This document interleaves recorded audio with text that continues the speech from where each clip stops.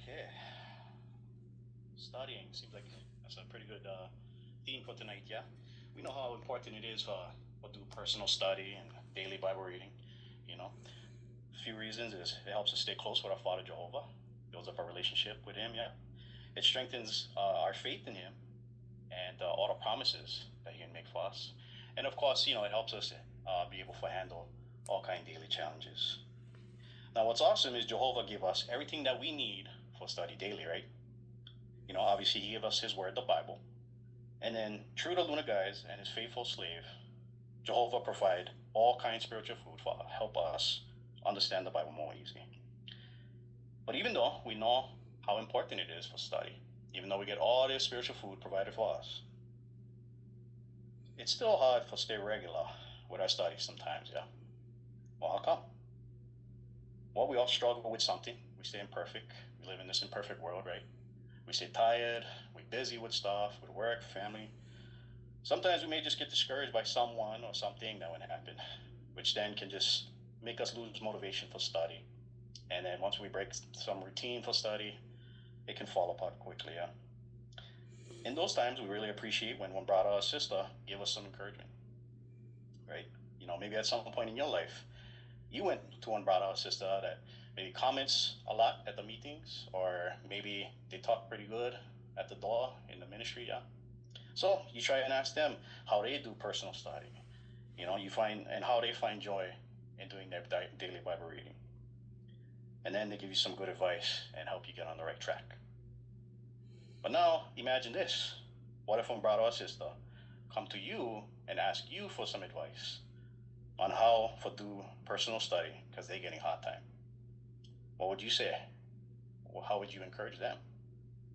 Well, tonight we will practice how to encourage somebody that come to us with that kind of pilikia. And underneath this part, no let nothing stop you from studying. We get a few points and questions that somebody might bring up to us, yeah? And we also get on video. But first, we're going to open them up to the audience because we like to hear your now on how you would help somebody that bring up some of these points. So we'll jump to that first point over there where it says, I know can read good.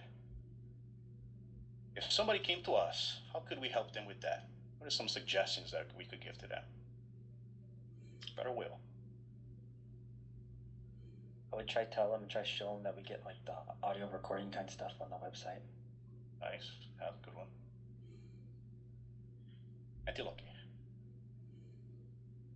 I would offer them one study and tell them that I will read for them. I don't mention the word study though, just talk story and read for them and go slowly. Nice, yeah, that's a good one. Uncle Kent.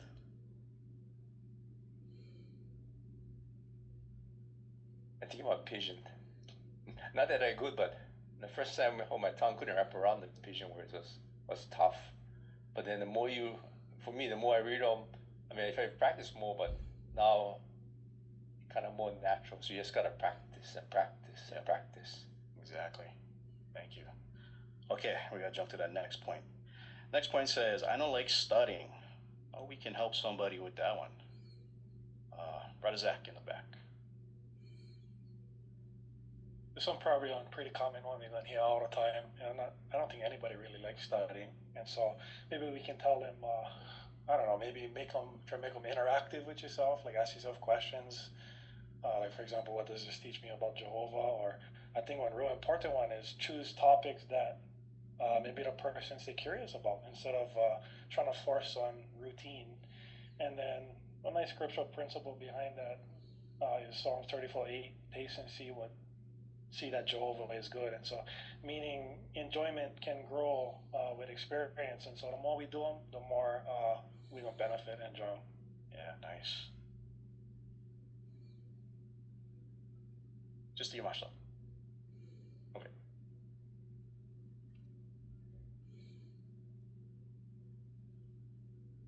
Also too, we can pray to Jehovah to help us get the desire to study, and we can start out by studying for just short periods, and then we can increase our time for study as we go and enjoy it more. Yeah, nice.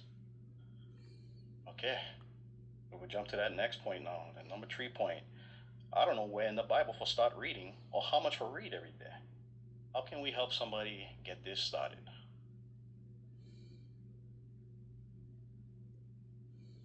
It's an easy kind. Uncle Kent. I was thinking now because we get the 3 gospels in Pidgin, and that's what they say. If we read the Bible, start with the gospel. So if you start, you can listen to them in Pidgin, and that's a way for us to start.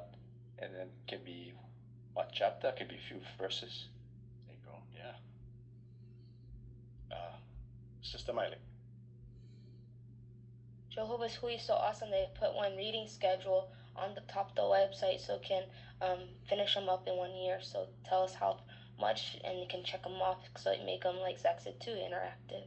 Yeah, nice. Brother Glimani over here. Like Sister said, on schedule, but sometimes, it's like just dragging along. For me, I like with the interesting spot. I like Elisha would tell, hey, look at the mountain. Oh, like angels more with us than them. Or like Daniel, I like the idea when he tell him, that the kind the handwriting on the wall. Start with something that interests you or something that you like read about. Or you come across interesting, that way at least you can start somewhere instead of just trying to figure out where to start. Yeah, exactly. Okay, we gotta move on to the next point. I like this point because JW.org has a ton of info, yeah, but sometimes for some, too much info can be a bit overwhelming. So this one says, get so much stuff. What I gonna study every week? How can we guide somebody? Sister Jamie.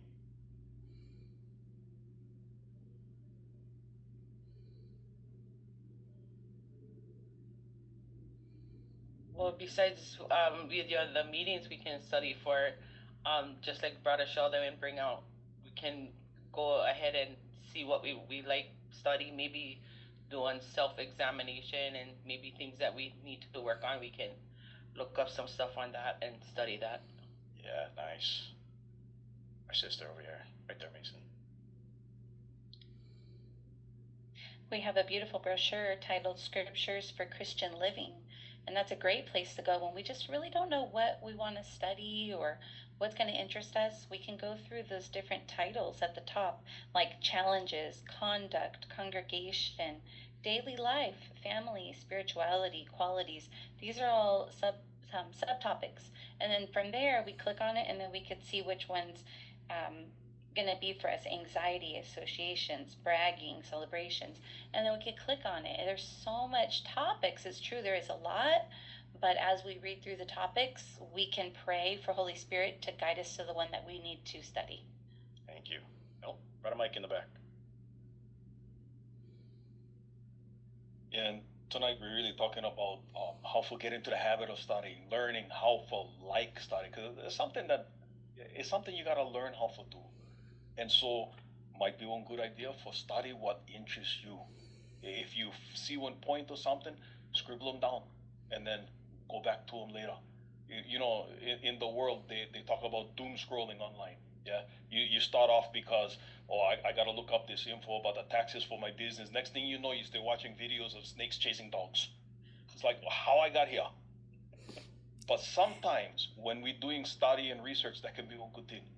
Because we chasing down things as, this is interesting. Now, how this fit in? Oh, wait, now. And before you know it, you're someplace completely different.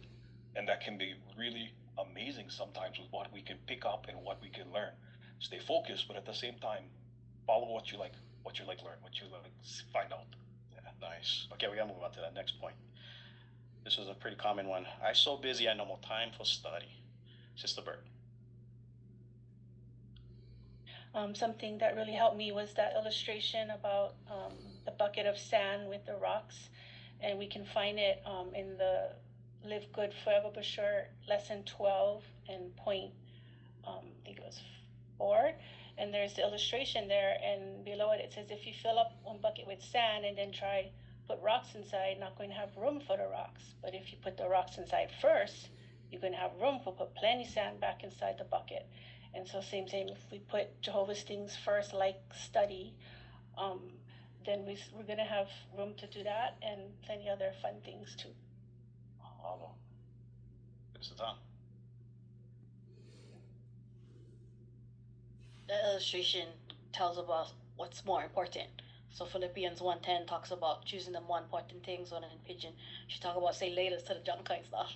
So maybe we gotta get a little bit honest about with ourselves about what we think is our priorities, what we think is most important, and spend time where Jah thinks it is. There you go. Mahalo. Sorry, we gotta move on to that last point. It says, I get hard time focus on what I study, and I know can remember what I read. Just a deal. I know what helped me is I'm more of a visual person, and if you're a stationary person, like if you like a lot of different color pens, post-it notes for notes, what I used to do is I used to write down maybe like a handful of scriptures, and then I would post it on the mirror, where it's something you're literally looking at every day, and when you kind of read it, it helps you to remember the scripture that maybe you're trying to share in the service or something you're trying to share with other people. But once I would remember it, I would take it off and replace it. So even though it's not like sitting down studying, it's still helping with trying to remember what I learned and read. Mahalo. Okay. Nice. That's awesome suggestions, friends. We got one video now that we gotta go to, and this one is called Study Good for Yourself. If you can get the video, brothers. We love technology. Okay. So that last question there. What's some things you would like that can help you study more better?